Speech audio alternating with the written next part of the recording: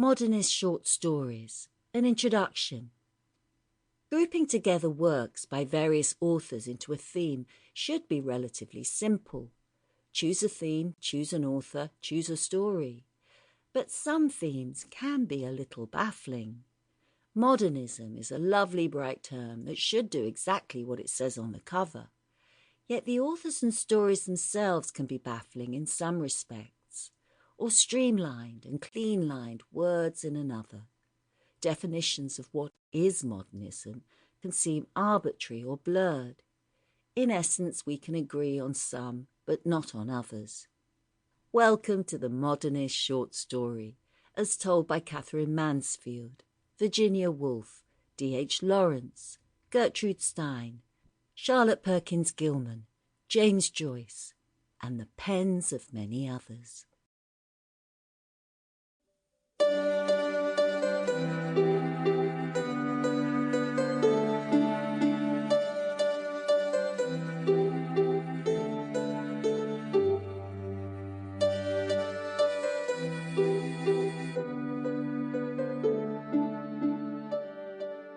Eveline. She sat at the window, watching the evening invade the avenue. Her head was leaned against the window curtains, and in her nostrils was the odour of dusty cretonne. She was tired. Few people passed. The man out of the last house passed on his way home. She heard his footsteps clacking along the concrete pavement and afterwards crunching on the cinder path before the new red houses. One time there used to be a field there, in which they used to play every evening with other people's children. Then a man from Belfast bought the field and built houses in it. Not like their little brown houses, but bright brick houses with shining roofs. The children of the avenue used to play together in that field. The Devines, the Waters, the Dunns, little Kew, the cripple, she and her brothers and sisters. Ernest, however, never played. He was too grown up. Her father used often to hunt them in out of the field with his blackthorn stick, but usually little Kew used to keep nix and call out when he saw her father coming.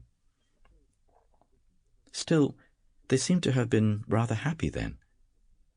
Her father was not so bad then, and besides, her mother was alive. That was a long time ago. She and her brothers and sisters were all grown up. Her mother was dead. Tizzie Dunn was dead too, and the Waters had gone back to England. Everything changes. Now she was going to go away, like the others, to leave her home. Home. She looked round the room, reviewing all its familiar objects, which she had dusted once a week for so many years, wondering where on earth all the dust came from. Perhaps she would never see again those familiar objects from which she had never dreamt of being divided. And yet, during all those years, she had never found out the name of the priest whose yellowing photograph hung on the wall above the broken harmonium, beside the coloured print of the promises made to Blessed Margaret Mary Alacoque. He had been a school friend of her father. Whenever he showed the photograph to a visitor, her father used to pass it with the casual word, "He's in Melbourne now." She had consented to go away, to leave her home. Was that wise? She tried to weigh each side of the question. In her home, anyway, she had shelter and food. She had those whom she had known all her life about her. Of course, she had to work hard, both in the house and at business. What would they say of her in the stores when they found out that she had run away with a fella? Say she was a fool, perhaps, and her place would be filled up by advertisement. Miss Gavin would be glad. She had always had an edge on her, especially whenever there were people listening. "Miss Hill, don't you see those ladies are waiting? Look lively, Miss Hill, please." She would not cry many tears at leaving the stores. But in her new home, in a distant, unknown country, it would not be like that.